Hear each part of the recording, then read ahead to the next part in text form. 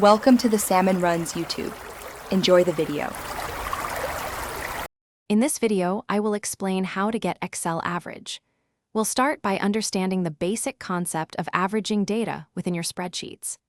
The average function is a fundamental tool for calculating the arithmetic mean, which is the sum of a set of numbers divided by the count of those numbers.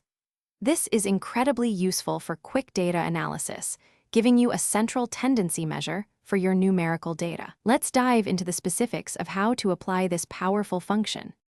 To use the basic average function, simply select an empty cell where you want your average to appear.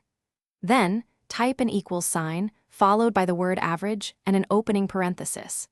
Next, you can click and drag to select the range of cells containing the numbers you want to average, for example, from cell B20 to B20.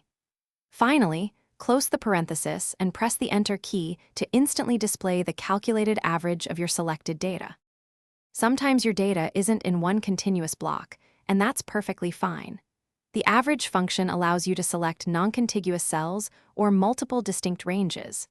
Just separate each cell reference or range with a comma within the function's parentheses.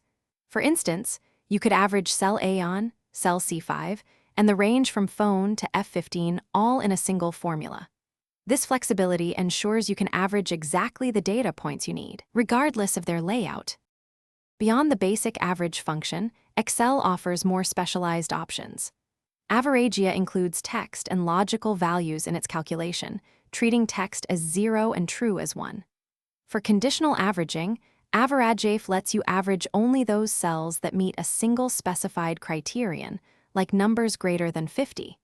If you need to apply multiple conditions, Averagefs is your go-to, allowing for sophisticated, multi-criteria averaging across your datasets. These functions provide powerful analytical capabilities. Thanks for watching. Consider subscribing if we helped you.